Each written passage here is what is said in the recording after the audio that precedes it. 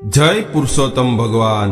મિત્રો, પુરુષોત્તમ મહિનો ચાલી રહ્યો છે અને આ મહિનામાં પુરુષોત્તમ ભગવાનની કથા વાર્તા સાંભળવાથી સર્વે પાપોનો નાશ થાય છે। એટલે આજે આપણે ભોળી મુગ્ધાની વાર્તા સાંભળશું। આ વાર્તાને અંત સુધી સાંભળજો અને પસંદ આવે તો લાઈક, શેર અને ચેનલને સબસ્ક્રાઇબ જરૂરથી કરજો। તો ચાલો શરૂ કરીએ આજની વાર્તા। સુંદર અવંતી નગરીમાં વેદનો પાર પામેલો વિષ્ણુપ્રિય નામે બ્રાહ્મણ રહેતો હતો। તે સર્વ કામોમાં કુશળ શાંત શ્રી હરિનું વ્રત કરવામાં મુખ્ય હતો। તેને ત્યાં 2 પુત્ર જન્મ્યા હતા। એકનું નામ દેવલ તથા બીજાનું નામ માધવ હતું। એક વખત કાળના યોગે તેઓના પિતા મરણ પામ્યા, તેથી એ બંને ચિંતાતુર થઈ પડ્યા। દેવલની પત્ની રૂપ તથા લાવણ્યથી યુક્ત હતી, તેથી તેનું નામ રૂપવતી રાખવામાં આવ્યું હતું। પણ તે કપટી અને ઈર્ષ્યાળુ હતી। તે મોટી જેઠાણી એટલે કે જેઠની પત્ની હોય મુખ્ય અધિકારને પામી હતી। જ્યારે માધવની પત્ની ભલી ભોળી, દયાળુ, ધાર્મિક વૃત્તિની અને સૌ પર સ્નેહ રાખનારી હતી। તેના સરળ સ્વભાવથી સૌ મુગ્ધ થઈ જતા, તેથી તેનું નામ મુગ્ધા રાખવામાં આવ્યું હતું। બંને ભાઈ સાથે જ રહેતા હતા। ઘણી મહેનત કરવા છતાં ભાગ્યનું પાંદડું ફર્યું નહીં અને તેમના ઘરમાંથી દરિદ્રતા હટતી નહોતી। તેથી બંને ભાઈઓએ આ નગરી છોડી પરદેશમાં કમાવા જવાનો વિચાર કર્યો। તેથી સગા વહાલાઓ સાથે ચર્ચા વિચારણા કરી તેઓ કમાવા માટે પરદેશ જવા તૈયાર થયા।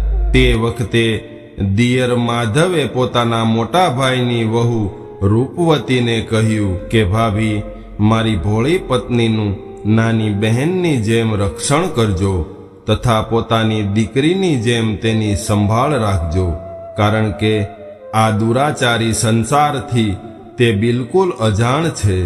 તે નાના બાળક જેવી બુદ્ધિવાળી છે। સારું નરસું તે જાણતી નથી।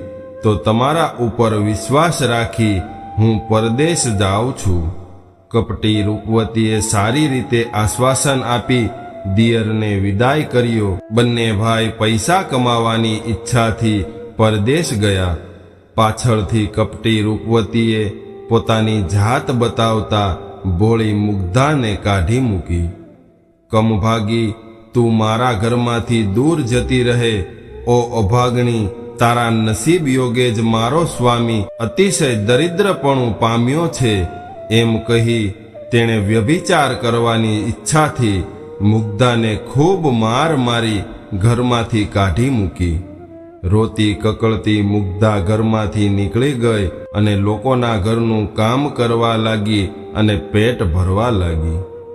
એ એટલા સરળ સ્વભાવની હતી કે પોતાને અન્યાય કરનાર રૂપવતીને ઘેર જઈને પણ તે તેનું કામ કરતી।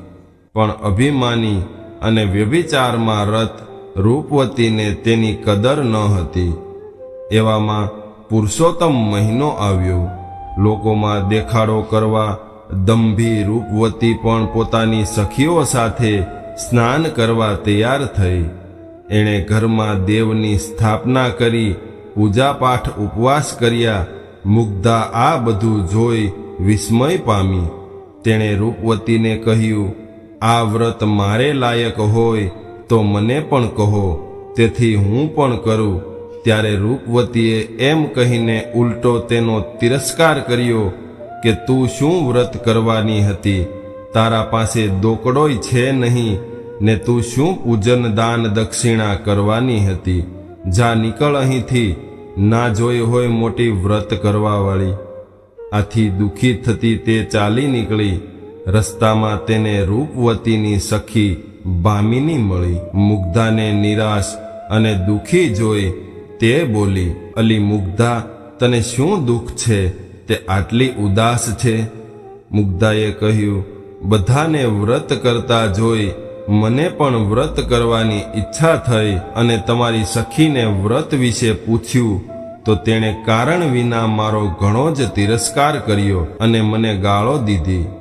જો હું આવું પવિત્ર વ્રત કરવા માટે લાયક નથી તો મારે જીવીને શું કામ છે?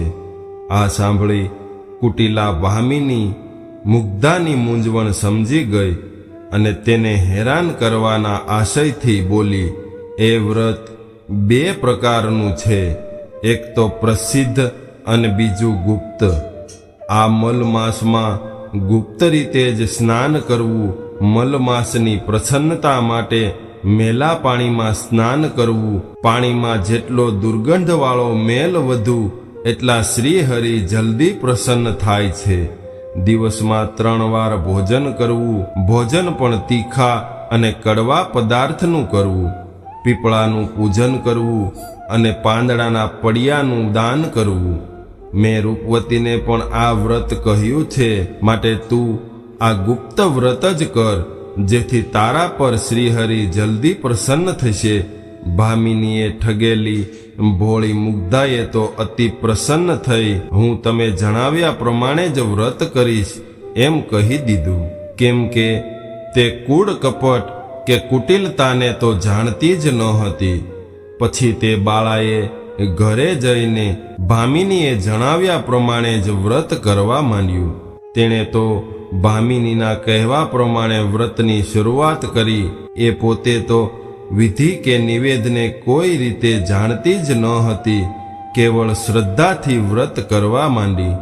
તે ગંદા પાણીથી નહાતી, ગંદા પાણીથી પૂજન કરતી અને કડવા તીખા પદાર્થોનું દિવસમાં 3 વાર ભોજન કરતી. પછી છેલ્લા દિવસે તે બાળા ભામિનીને ઘેરે ગઈ. તેણે કહ્યું, હે સખી, મેં તારા જણાવ્યા પ્રમાણે વ્રત કર્યું, હવે પ્રભુ મારા ઉપર પ્રસન્ન થશે ને? ભામિનીએ કહ્યું, એ વ્રતનું તારે ઉપાધાન કરવું જોઈએ. ત્યારે મુગ્ધાએ કહ્યું, હે સખી, એ ઉપાધાન કેવી રીતે કરવું જોઈએ તે કહો. ભામિની બોલી, પ્રથમ તો જે પીપળાની પૂજા કરી હોય ત્યાં ઊભા રહેવું. પછી તારે એ પુરુષોત્તમ સ્વરૂપ પીપળાને પૂછવું કે હે દેવ, મારું વ્રત જો પૂરું થયું હોય તો ઉપાધાનની વિધિ માટે મને આજ્ઞા આપો. શ્રીહરિ ઉત્તર આપે તો તારે સમજવું કે વ્રત પૂર્ણ થયું છે, અને ન આપે તો તારું વ્રત વ્યર્થ ગયું છે એમ મારું માનવું છે. જો પ્રભુ ઉપાધાન કરવાની આજ્ઞા આપે તો કહેવું કે આવતીકાલે રાધિકાની સાથે મારે ઘરે જમવા પધારજો. પછી સઘળી રસોઈ તૈયાર કરવી, શ્રીહરિની સાથે બ્રાહ્મણોને જમાડવા અને પાંદડાના બનાવેલા સંપુટોનું દાન કરવું. મુગ્ધાએ તો પીપળા પાસે જઈને તેનું પૂજન કર્યું. પછી ભામિનીએ કહેલા વચનો બોલવા લાગી, છતાં પીપળાએ કોઈ જ જવાબ ન આપ્યો. ત્યારે તે અતિશય દુઃખ પામી અને વિલાપ કરવા લાગી. મેં વિધિ સહિત વ્રત કર્યું તો પણ શ્રીહરિ પ્રસન્ન થયા નથી. આ કારણે હવે મારે જીવવું નથી. જીવતરને હું શ્રેષ્ઠ માનતી નથી. ત્યારે શ્રીહરિએ મનમાં વિચાર કર્યો. દુષ્ટ ભામિનીએ તેને પ્રેરણા કરી છે. ભામિની જો કે કપટી છે તો પણ તેના વચનમાં આ વિશ્વાસ છોડતી નથી. આ સ્ત્રીને પીપળામાંથી પણ જો હું ઉત્તર નહીં આપું તો આ મુગ્ધા મરી જશે. તો મારું ભક્તિપ્રિય એવું નામ લોકો કેમ માનશે? આથી પ્રગટ થઈ શ્રીહરિ બોલ્યા, હે મુગ્ધા, તારું વ્રત જેવું પૂર્ણ થયું છે તેવું બીજા કોઈનું વ્રત પૂર્ણ થયું નથી. હું તારા ઉપર ઘણો જ પ્રસન્ન થયો છું. કાલે હું તારા ઘેર આવીશ. તને કોઈ પૂછે ત્યારે એમ કહેવું કે દૂર દેશથી મારો ભાઈ મારે ઘેર આવવાનો છે, તેથી મારે પણ તેની સાથે મારા પિતાના ઘેર જવાનું છે. આ કારણે મને ઘણો જ હર્ષ છે. આમ તારે લોકોને કહેવું. પ્રભુના આવા વચનો સાંભળી મુગ્ધા ઘણો હર્ષ પામતી હરખાતી ચાલી નીકળી. પછી મુગ્ધા ભામિનીના ઘેર ઉપાધાનની વિધિ કેવી રીતે કરવી તે પૂછવા ગઈ. ત્યાં જઈ મુગ્ધાએ બનેલી વિગત કહી, પણ ભામિનીએ તેની વાત સાચી માની નહીં અને તેની વધારે ઠેકડી કરવા કહ્યું, તારે 108 બ્રાહ્મણોને નોતરા આપવા, પછી શ્રી હરિનું ને પીપળાનું સવારે પૂજન કરવું, પછી તારા ભાઈ બની આવેલા પુરુષોત્તમને કહેવું કે તમે આ બ્રાહ્મણોને જમાડી દો. પુરુષોત્તમ ભગવાન 108 બ્રાહ્મણોને જમાડશે અને એટલા લાડવાથી તારું વ્રત પૂર્ણ થઈ જશે, પરંતુ તારે આ વાત કોઈને કહેવી નહીં. હરખાતી મુગ્ધા રૂપવતીને ત્યાં ગઈ અને બ્રાહ્મણોને નોતરવાની વાત કહી. ત્યારે રૂપવતીએ તેનો તિરસ્કાર કર્યો. દુઃખી મુગ્ધા જાતે જઈને 108 બ્રાહ્મણોને નોતરી આવી. રૂપવતીએ પણ તેના પરના દ્વેષથી બ્રાહ્મણોને નોતરા આપી દીધા. બ્રહ્મ ભોજનનો દિવસ આવ્યો એટલે 6 રસવાળી રસોઈ તૈયાર કરાવી. બીજી બાજુ એક માણસ પણ માંડ તૃપ્તિ ન પામે તેટલી રસોઈ મુગ્ધાએ તૈયાર કરી. બપોરનો વખત થયો એટલે બંનેના ઘેર બ્રાહ્મણો જમવા આવ્યા. રૂપવતીના ઘેર 100 બ્રાહ્મણોને આમંત્રણ મળ્યું હતું. તેઓ તો રસોઈ તૈયાર જોઈને મનમાં ખુશ થઈ ગયા, પરંતુ મુગ્ધાને ઘેર જે 108 બ્રાહ્મણો આવીને બેઠા હતા તેઓ તો રસોઈની કાંઈ તૈયારી ન જોઈ એટલે વિસ્મય પામ્યા ને કહેવા લાગ્યા, આ મુગ્ધા મૂર્ખી દુબળી આપણને શું જમાડશે? તેના કરતાં પેલી રૂપવતી ધન્યવાદને પાત્ર છે. આમ બ્રાહ્મણો ક્રોધથી જેમ તેમ બોલતા હતા ત્યાં જ કૃપાનાથ શ્રી પુરુષોત્તમ હરિ ત્યાં પધાર્યા. તે રથમાં બેઠા હતા અને બ્રાહ્મણના વેશમાં હતા. માધવનું ઘર ક્યાં છે તેમ પૂછવા લાગ્યા. ઘડી પહેલા ચણભણાટ કરતા બ્રાહ્મણો તેમના તેજથી મોહિત થઈ પોતાના આસનો તેમને આપવા લાગ્યા. અને આપ કોણ છો? ક્યાંથી આવો છો? કેમ પધારવું થયું? વગેરે પૂછવા લાગ્યા. એટલે શ્રી હરિ કહે, અમે બધા ઉત્તર દેશના છીએ, માધવના શાળા છીએ. અમારા બનેવી માધવ પરદેશ ગયા છે. બહેનનું દુઃખ સાંભળીને અમે આવ્યા છીએ અને હવે અમારી બહેનને લઈને જેમ આવ્યા છીએ તેમ પાછા જઈશું. આમ બ્રાહ્મણોને કહ્યા પછી ભગવાને મુગ્ધાને કહ્યું, હું પુરુષોત્તમ નામનો તારો ભાઈ છું. આ બ્રાહ્મણોને જમાડી દે અને તારું વ્રત સફળ કર. ત્યારે મૂંઝાયેલી મુગ્ધાએ શ્રી પુરુષોત્તમને કહ્યું, તમે જ આ બધાને જમાડી દો. મારે હાલ અંગત સગો નથી જે અત્યારે મને મદદ કરે. આથી શ્રી હરિએ પોતે બધા બ્રાહ્મણોને સ્નાન કરાવી જમવા માટે બેસાડ્યા. શ્રી હરિ રસોઈ પાસે ગયા. જોયું તો ફક્ત એક જ બ્રાહ્મણ જમે તેટલું હતું. પ્રભુ વિસ્મય પામ્યા. મુગ્ધાનો મૂંઝવણનો ભાવ સમજ્યા. પ્રભુએ પાસે પડેલી પત્રાવલીના 100 ટુકડા કર્યા તો તેમાંથી સોનાની 100 થાળી તૈયાર થઈ ગઈ અને પ્રભુએ 1 લાડવાના 100 ભાગ કર્યા એટલે તેમાંથી તેટલી જાતના પકવાનો તૈયાર થઈ ગયા. પછી જે ભક્તો બ્રાહ્મણના રૂપે શ્રી હરિની સાથે જ આવેલા તે બધા શ્રી હરિ પુરુષોત્તમની આજ્ઞાથી પંગતમાં પીરસવા લાગ્યા. એ રસોઈનો સ્વાદ ખરેખર અનૂપ હતો અને હોય પણ કેમ નહીં. ત્રિલોકના નાથ શ્રી હરિએ મૂકેલો તે સ્વાદ હતો. બધા વાહ વાહ બોલવા લાગ્યા. આ કોણ છે તેમ પૂછવાને કોઈ સમર્થ રહ્યું નહીં. બધા મોહિત બન્યા હતા. આ રીતે બધા બ્રાહ્મણો મુગ્ધાને ઘેરે તૃપ્ત થયા અને શ્રી હરિએ તેમને સોનાની થાળીઓ અને સોનાના પડિયા દાનમાં આપ્યા. બ્રાહ્મણો પણ પ્રસન્ન થયા. મુગ્ધાના વારંવાર વખાણ કરવા લાગ્યા અને સત્કાર ભાવ તથા રસોઈ સ્વાદથી તૃપ્ત થયેલા તથા દાનથી પ્રસન્ન થઈ મુગ્ધાને આશીર્વાદ આપતા સર્વ ઘેર ગયા. આ બાજુ પેલી રૂપવતીને ત્યાં બ્રાહ્મણો જમવા બેઠા એટલામાં બધી રસોઈ અદૃશ્ય થઈ ગઈ. આથી તે તથા તેની સખીઓ શોકાકુળ થઈ ગઈ. વિસ્મય પામી તેમને ભાન થવા લાગ્યું આ તો મુગ્ધાની મસ્કરી કરવાથી શ્રી હરિ ક્રોધ પામ્યા છે. આ બાજુ નોતરેલા બ્રાહ્મણો જમ્યા વગર ઘરે ગયા અને તેઓ પણ તે પાપીણીની નિંદા કરવા લાગ્યા.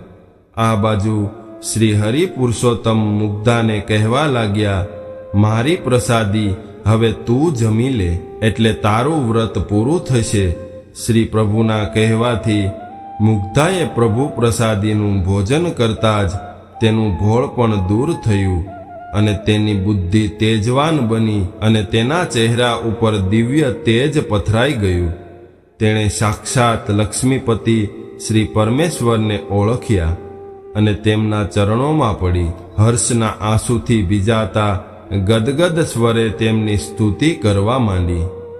અતિશય ઘણા પાપોનો નાશ કરનારા આપના ચરણને નમન કરું છું. શુભ ઉત્તમ ભક્તિ તથા મુક્તિના દાતા લક્ષ્મીજીના પતિ ભક્તો પર પરમ પ્રેમ વરસાવનારા કૃપાનું સ્થાન ગુણોના ધામ અને જગતના પરમેશ્વરને પ્રણામ કરું છું. હે પ્રભુ, આપનું દિવ્ય રૂપ મને બતાવો.